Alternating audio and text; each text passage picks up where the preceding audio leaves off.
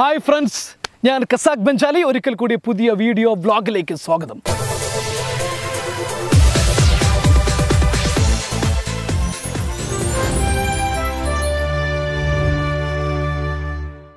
ഇന്ന് ഞാൻ പറയാൻ പോകുന്നത് ഒരുപാട് ആളുകൾ എന്നോട് ചോദിക്കുന്ന ചോദ്യമാണ്. സർ, പ്രണയ നൈരാശ്യത്തെ എങ്ങനെ മറികടക്കാം? അവൾ എന്നെ തേച്ചിട്ട് പോയി, അല്ലെങ്കിൽ പുള്ളി എന്നെ തേച്ചിട്ട് പോയി, ഇതിൽ നിന്ന് എങ്ങനെ മറികടക്കാം? ഇഷ്ടമുള്ള ആളെ എങ്ങനെ മറക്കാം? പലതരത്തിലുള്ള ഇഷ്ടങ്ങളുണ്ടാകാം. ഇഷ്ടമുള്ള ആളുകൾ, അതുപോലെ തന്നെ എനിക്ക് ആ സുഹൃത്തിന് ഭയങ്കര ഇഷ്ടമായിരുന്നു, പക്ഷേ അവൻ എന്നെ വിട്ടിട്ട് പോയി. അവനെ എങ്ങനെ മറക്കാം? എന്നെ അവൾ തേച്ചിട്ട് പോയിരിക്കുകയാണ്. അതുപോലെ തന്നെ അവൻ എന്നെ തേച്ചിട്ട് പോയിരിക്കുകയാണ്. ഇതെങ്ങനെ മറക്കാം? എങ്ങനെയാണ് ഈ വിഷമം നമുക്ക് മറക്കാൻ കഴിയുക എന്ന് പലരും ചോദിക്കുന്ന ഒരു ചോദ്യമാണ്. ഇവിടെ ഞാൻ നിങ്ങളോട് പറയാൻ പോകുന്നത് തേപ്പിൻ്റെ വിഷമം അല്ലെങ്കിൽ തേപ്പിൻ്റെ ആഘാതം എങ്ങനെ കുറക്കാം, എങ്ങനെയാണ് തേപ്പിൽ നിന്ന് രക്ഷപ്പെടാൻ കഴിയുക, അല്ലെങ്കിൽ പ്രണയ നൈരാശ്യം എന്ന് പറയുന്ന നിങ്ങളുടെ മനസ്സിനെ അലട്ടിക്കൊണ്ടിരിക്കുന്ന ഈ പ്രശ്നത്തിൽ നിന്ന് എങ്ങനെയാണ് പുറത്തു കിടക്കാൻ കഴിയുക. ഇതിന് കുറച്ച് സ്റ്റെപ്പുകളുണ്ട്. ആദ്യത്തെ സ്റ്റെപ്പ് എന്ന് പറയുന്നത് അക്സെപ്റ്റ് ഇറ്റ്. സ്വാഭാവികമായിട്ട് നിങ്ങളൊരു വ്യക്തിയെ ആത്മാർത്ഥമായിട്ടാണ് സ്നേഹിച്ചതെങ്കിൽ, നിങ്ങൾക്ക് ഏതെങ്കിലും പെണ്ണിനോടോ അല്ലെങ്കിൽ ആണിനോടോ നിങ്ങൾക്ക് അതിയായിട്ടുള്ള സ്നേഹമുണ്ടായിരുന്നുവെങ്കിൽ, പ്രണയമുണ്ടായിരുന്നുവെങ്കിൽ, വേറെ ഏതെങ്കിലും തരത്തിലുള്ള നല്ല സൗഹൃദമുണ്ടായിരുന്നുവെങ്കിൽ ഡെഫിനറ്റ്ലി അത് പിരിയുന്ന സമയത്ത് ഒരു വേദനയുണ്ടാകും. പ്രത്യേകിച്ച് പ്രണയമാണെങ്കിൽ അതിതീവ്രമായി നിൽക്കുന്ന അടുക്കാനും ഒരുമിച്ച് ജീവിക്കാനും ഒക്കെ തീവ്രമായി ആഗ്രഹിക്കും. ഡൊപ്പാമൈൻ എന്ന് പറയുന്ന ഹോർമോണിൻ്റെ പ്രസൻസൊക്കെ നമ്മുടെ തലച്ചോറിനകത്ത് അതിഭീകരമായിട്ടുണ്ടാകുന്നൊരു സമയമാണെങ്കിൽ അതിൻ്റെ ഒരു കെട്ടിറങ്ങാൻ കുറച്ച് സമയമെടുക്കും. വലിയ തോതിലുള്ള നൈരാശ്യവും വേദനയും ഉണ്ടാകും. അത് അക്സെപ്റ്റ് ചെയ്യുക. ഏതൊരു പിരിയലും ഏതൊരു വിരഹവും കുറച്ച് വേദന ഉണ്ടാകും. അത് സ്വാഭാവികമാണ്. Accept it. ഫസ്റ്റ് എന്താണ്? Accept it. ഇത് അക്സെപ്റ്റ് ചെയ്യുക. വേദന ഉണ്ടാകും, but it will not last for many days. ഒരുപാട് കാലമൊന്നും ഇത് ലാസ്റ്റ് ചെയ്യില്ല. ഒരുപാട് സമയമൊന്നും ഇത് നീണ്ടു നിൽക്കില്ല. നിങ്ങളുടെ ഈ വിഷമം എന്ന് പറയുന്നത് കുറച്ച് കാലം വരെ ഉണ്ടാകും, പക്ഷെ അത് കഴിഞ്ഞാൽ അതിന് നിങ്ങൾക്ക് അതിജീവിക്കാൻ കഴിയും. മനുഷ്യന് അങ്ങനെയുള്ളൊരു അപാരമായിട്ടുള്ള അനുഗ്രഹം തന്നിട്ടുണ്ട്. മറവി എന്ന് പറയുന്ന മഹത്തായിട്ടുള്ളൊരു അനുഗ്രഹം തന്നിട്ടുണ്ട്. ഇതിനേക്കാളും വലിയ ആളുകൾ നമ്മളിൽ നിന്ന് മരിച്ചു പോയിട്ട് നമ്മൾ മറന്നിട്ടില്ലേ? അത്രയേ ഉള്ളൂ. അപ്പോൾ ആളുകൾ വിചാരിക്കും പ്രണയ നൈരാശ്യം ഉണ്ടാകുന്ന സമയത്ത് അയ്യോ ജീവിതം തന്നെ പോയി, ഇനി എന്താ ചെയ്യുക, അവളെ കിട്ടിയില്ലെങ്കിൽ ഞാൻ ഇനി എന്ത് ചെയ്യും, ഞാൻ ആത്മഹത്യ ചെയ്യാൻ പോവുകയാണ്.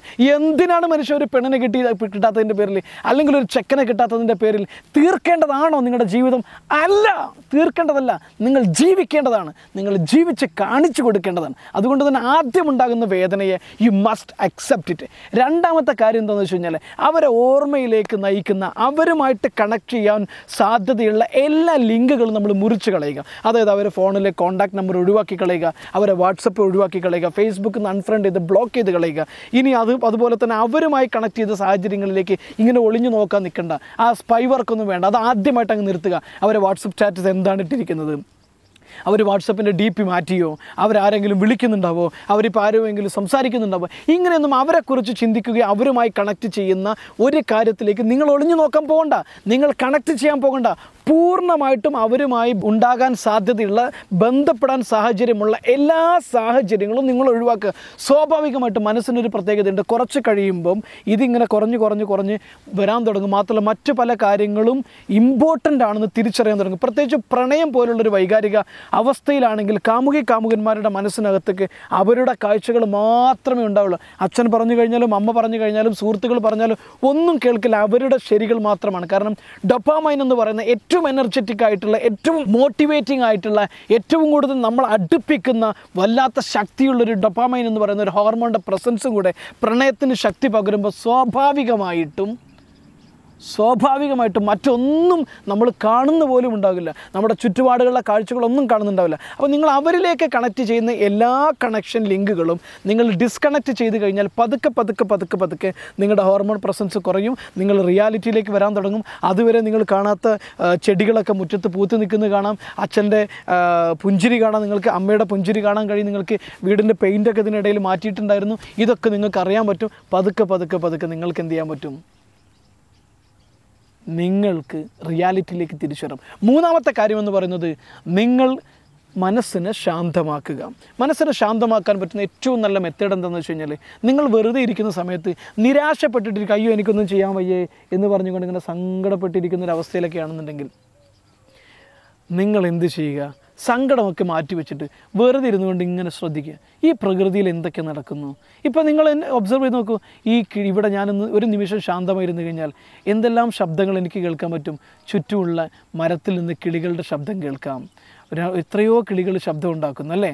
എത്ര കിളികൾ ശബ്ദം ഉണ്ടാക്കുന്നുണ്ട്. വണ്ടിയുടെ ശബ്ദം കേൾക്കാം, എവിടെയോ വലിയൊരു കോഴി ശബ്ദം ഉണ്ടാക്കുന്നത് എനിക്ക് കേൾക്കാം.